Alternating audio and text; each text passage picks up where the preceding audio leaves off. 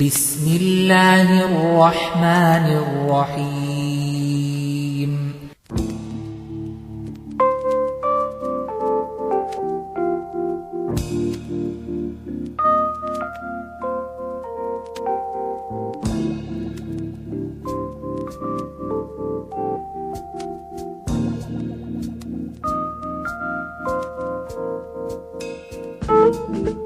At the MANA conference in Philadelphia. Tell me, why are you here and what do you expect to get out of this conference? Actually, I want to go home hopeful that finally there's a gathering that address some of the things that I worry about in the middle of the night while I'm sitting on the edge of my bed. Just like my grandmother worried about us. When I say us, I mean our people. As she sat on the side of the bed, wringing her hands, worrying about her children and her grandchildren. Well, I've been a community activist since 1968. Follow-through is important. Like the man mentioned, we can't have just a feel-good meeting. We have to follow through, and that's important. That's what a lot of African-American events, they have a wonderful emotional meeting. There's no follow-through in it. Again, we just have to get involved with other organizations, network, interact, and find the organizations that are truly willing to make a difference in society. I came to the conference today because this is the first of its kind that's addressing the African American needs. And I think it's going to be very positive from what I've heard so far. I like the list of speakers because each one I feel will bring a different perspective as to the state of the African American Muslim.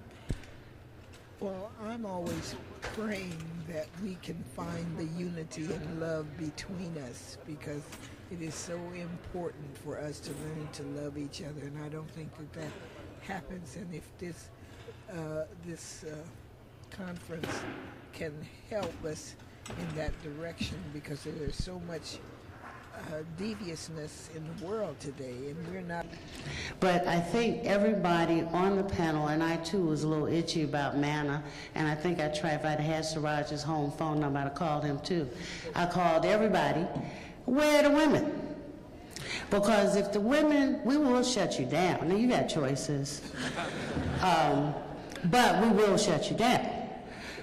So I think when the men sat down and thought about it and came back, they came back with something better than I could have ever thought of, and that was a push to get us across our differences on the page, because what is sitting in front of us, what do they call it, the 500-pound gorilla in the room, is bigger than any one of us.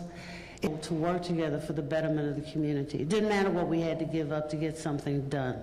It didn't matter what we had to give up to send somebody somewhere to get something done. And now we kind of seem as though we're just crumbling. I'm not quite sure why.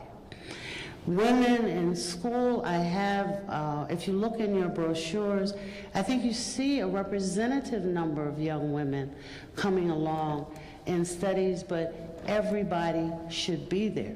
Some of us have to be at home to raise the kids, but those who are at home raising the kids can't be numbskulls either. But those of us who are well past child rearing, well, we're kind of rearing them now, except we like our grandkids better than we liked our kids. But those of us on the other side no longer have an excuse. And MANA, I think, is going to be a place where we can put some of that energy. Without doing some type of demonstrating the proper responsibilities, we're not showing them the best side of us. Allah subhanahu wa ta'ala did not allow us to survive all of what we went through just so we can show somebody the worst side of us. We need to show the best side, because Allah subhanahu wa ta'ala knows our potential. But if we don't exercise our potential, we can't expect anything from the youth. We sit around and whine about the youth is getting attracted to this in the world. They're getting used to attracted to that, and the girls is wearing short dresses, and the boys is wearing saggy pants, and they like the music, and they like this, that, and the other. But we're not giving them anything to look forward to. That's our fault.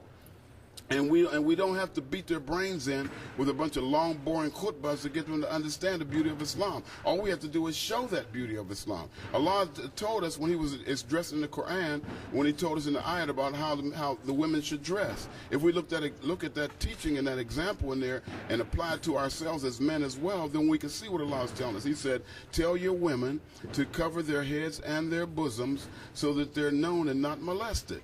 Well, we're supposed to cover ourselves. We're supposed to cover our own faults. How do we expect somebody to cover our faults and we're not covering our own faults? We're doing stuff in public. We're blowing smoke in the children's faces. We're getting mad at each other, cussing people out and talking about people. We go to a masjid and come home over the dinner table and talk about the stuff we don't like about the masjid, and then we want our children to go. You know, the youth is not, they're not miracle babies that it takes some genius to figure out. They're just human beings that want the same thing that we want. من سيئات أعمالنا من يهدي الله فلا مضل له ومن يضلل فلا هادي له وأشهد أن لا إله إلا الله وحده لا شريك له وأشهد أن محمدا عبده ورسوله صلى الله عليه وعلى آله وصحبه وسلم رب اشرح لي صدري ويسر لي أمري واحلل عقدة من لساني يفقه قولي وقني شر نفسي وفلت لساني وإن أضل بغير حق رب العالمين وبعد السلام عليكم ورحمة الله وبركاته. First of all, I want to apologize for being late. I got delayed in the airport, and I would have liked nothing better than to be able to be here to hear the presentations of my dear brothers and sister. But that does put me at somewhat of a disadvantage in that I did not hear what they had to say. So I don't know if what I'm about to say will be repetitious of what they said or not. So I hope you'll pardon me if it happens to come out in that way. I'm a little bit, I don't want to call it nervous because I'm among my brothers and sisters, so I'm not going to say nervous, but I'm a little bit diffident about, just how frank and straightforward we should be about what it is that we're talking about here. I personally happen to think that we're at a very critical juncture in the history of Islam in America, and most specifically in the Black American community. And I think that in order to take advantage of this moment, we need to take some very, very critical looks at some things, and that might reveal some aspects that may not be all that pleasant to look at. But hopefully, what we'll come away with this, come away from this with is, at the very least, an understanding of the problem, so that we don't continue to flail in the dark and to sort of continue to repeat some of the mistakes of the past.